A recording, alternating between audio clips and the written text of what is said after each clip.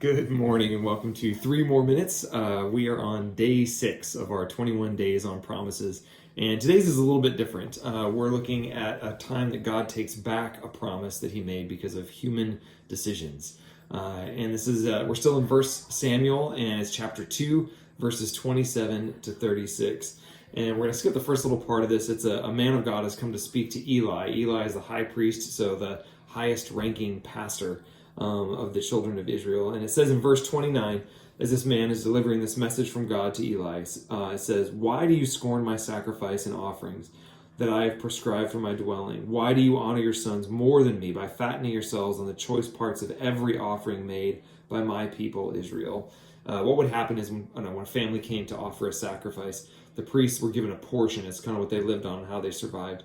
But what would happen is Eli's sons would often take the choice parts, the best part, and that was actually meant for the families as they worshipped and gave that offering.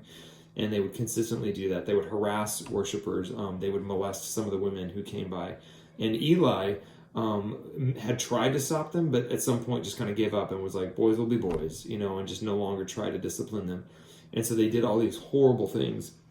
And so in verse 30, the man of the Lord continues, and he says, "I promised that your house and your father's house would minister to me forever. But now, the Lord declares, far be it from me. Those who honor me I will honor, but those who despise me will be disdained." And then in verse 32 it says, "Although good will be done in Israel, in your family line there will never be an old man."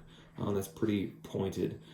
First, I wonder just how difficult that was for that man of God to come and tell the high priest, "Hey, just so you know, God has a message for you, and you're not doing well, and you've done horrible things and allowed your sons to do horrible things." God still honored Eli as his high priest and still said, "You have done well, but you've done very poorly by your sons." And then continue on in verse 34, it says, "And what happens to your two sons, Hophni and Phinehas, will be assigned to you. They will both die on the same day. I will raise up for myself a faithful priest who will do according to what is in my heart and mind. I will firmly establish his house, and he will minister before my anointed ones always." That person he's talking about is Samuel, and it goes on in the next chapter to talk about how God calls Samuel, and Eli knows it.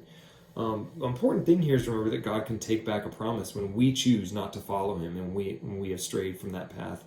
The other part of that is, I once heard a phrase that was, "There's no such thing as a second generation Christian." And I think that's true for any religion.